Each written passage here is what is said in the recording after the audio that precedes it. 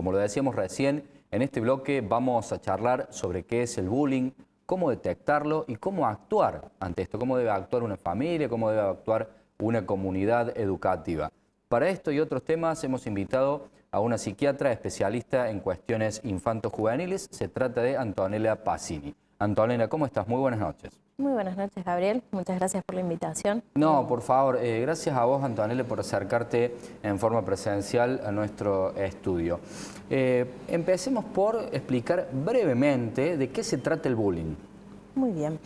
En el bullying, digamos, es importante definirlo porque muchas veces pasa que hay situaciones que pensamos que son bullying y no estamos seguros y decimos hasta dónde sí, hasta dónde no. Es importante tener en cuenta que el bullying es el acoso escolar, ¿sí? Y tiene tres características.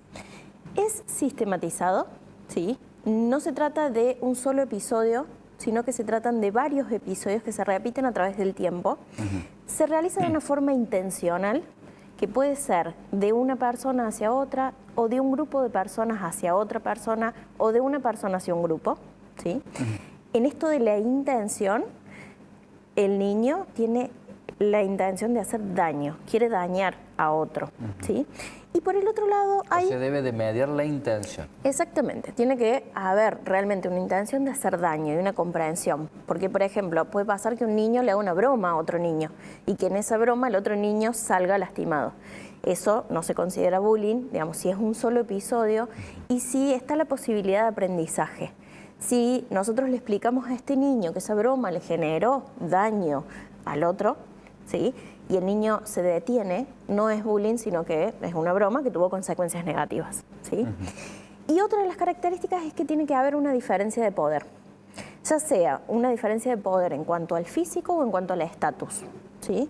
Entonces, quien realiza el bullying tiene que diferenciarse en digamos, en este poder, tiene más poder que el otro niño, ¿sí? ¿Qué pasa cuando no hay diferencia de poder? Es un conflicto entre dos partes, ¿sí? Entonces, bueno, hay que resolver desde otros lugares, ¿sí? Otra de las características del bullying es que en general responde a un comportamiento grupal. Para que se produzca el bullying, más allá de la víctima y el victimario, también hay un grupo que comparte. Necesita haber un grupo de cómplices. Exactamente. Ya sea de forma activa o indirecta, o inactiva, o le pasiva. decimos observadores, ¿sí? Quienes observan alimentan esta situación, directa, digamos, o pasiva o activamente, ¿sí? ¿Cómo le explicamos esto a los chicos? Llevarlo a un lenguaje más adecuado para un joven, para un adolescente, para un preadolescente. ¿Cómo tiene que un grupo diferenciarlo o un mismo alumno o alumna de una escuela para dar aviso a las autoridades o a la familia? Una palabra que es muy importante es la empatía, ¿sí? Hay dos palabras que son primarias en lo que es el bullying: empatía y valores.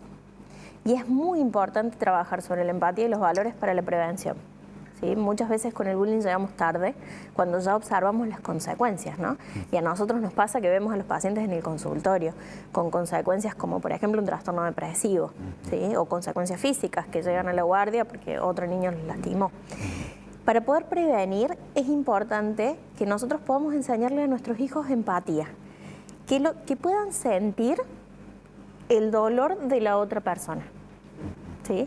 Que puedan sentir que quien recibe cualquier tipo de agresión, sin llegar a situaciones de bullying, pero que cuando nosotros generamos una acción, eso va a generar en el otro una reacción.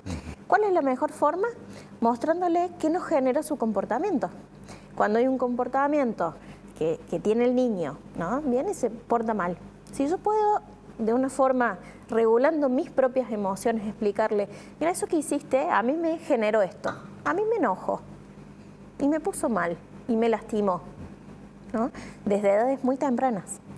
Es la mejor forma de prevenir el bullying, identificarlo. O sea, arrancar en la educación inicial. Exactamente. Y esto arranca desde los valores de la familia, ¿no? Ahora, vos recién decías lo que ves en el consultorio. Sí. ¿Y del lado del victimario? Del lado del victimario la situación es diferente, ¿sí? Pero es también una persona insana. Puede haber situaciones, ¿sí? Y creo que es muy importante siempre poder hacer una observación situacional, ¿no? Cuando hablamos de bullying no hablamos de dos personas, estamos hablando de una situación y un contexto donde no solamente están los niños implicados, sino que también hay una familia. Y tenemos que poder ver, digamos, hay una familia y hay un contexto escolar o institucional.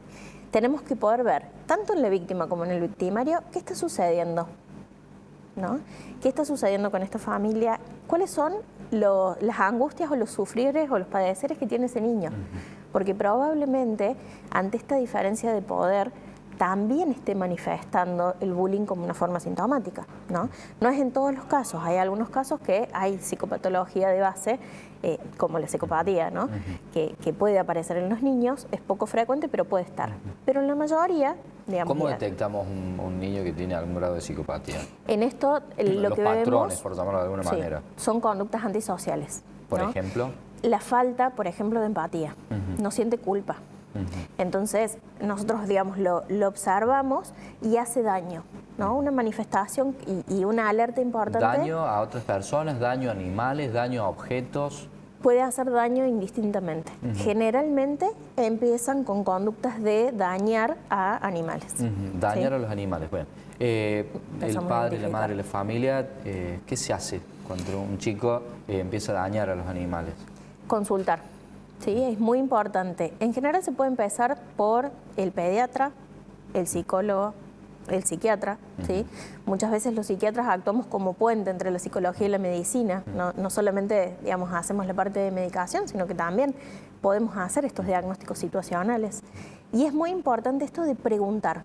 Ante conductas que nosotros vemos, que nos llaman la atención, y me pasa mucho, digamos, mamás preocupadas que consultan y que simplemente es una consulta, es decir, bueno, estamos dentro de parámetros... Tenemos que hacer algo, ¿no? Exactamente, estamos dentro de la normalidad, hace falta. Los niños muchas veces comunican, pero muchas veces expresan a través del comportamiento. Entonces, lo que más vamos a observar es el comportamiento, ¿no? Siguiendo dentro del bullying, ¿qué debe hacer la comunidad educativa? Porque hemos visto varias veces en canales colegas que retiran a la víctima de la escuela. ¿Es correcto que la escuela extraiga, digamos, o le ofrezcan el pase a otra escuela a la persona que está sufriendo de esto? ¿O hay que apartar al victimario? ¿Qué se hace? ¿Qué se debe de hacer? O por ahí no apartar a nadie, no sé. En esto, en general, el abordaje, como son pocas las instituciones que hacen abordajes específicos, digamos, en bullying, y lo que pasa muchas veces es que la situación... Claro, falta capacitación. Sí, ni siquiera llega a veces a los directivos, ¿no? La mamá ve que el niño sufre y lo retira del cole, o, digamos, termina la víctima yéndose porque no sostiene, ¿no? O le va mal o empieza a demostrar otro tipo de conductas. Lo que se recomienda siempre es un abordaje grupal. Si yo solamente trato a la víctima y al victimario, me pierdo del grupo. Y el abordaje más importante es grupal. Y probablemente pase esto, si yo retiro a la víctima, el grupo sigue teniendo el mismo comportamiento. Entonces van a encontrar una nueva víctima y van a seguir sosteniendo este comportamiento. Entonces, desde este lugar es importante abordaje individual con víctima y victimario y poder hacer intervenciones en el grupo trabajando sobre la cultura grupal, ¿no? Y cuáles son los valores de este grupo desde la institución, ¿no? Pero en esto lo mejor, digamos, y a veces es una situación ideal, ¿no? Lo mejor es no excluir a nadie y es poder trabajar sobre la resolución de conflictos. Es decir, por ahí toman el camino más fácil, que no es el correcto. En realidad no creo que sea, digamos, el camino más fácil, pero es el camino que sucede cuando no hay, digamos, muchas veces cuando no hay prevención o cuando se detecta muy tarde. Cuando ya no tenemos otras opciones porque, por ejemplo, hubo daño físico sobre alguno de los niños, ¿no?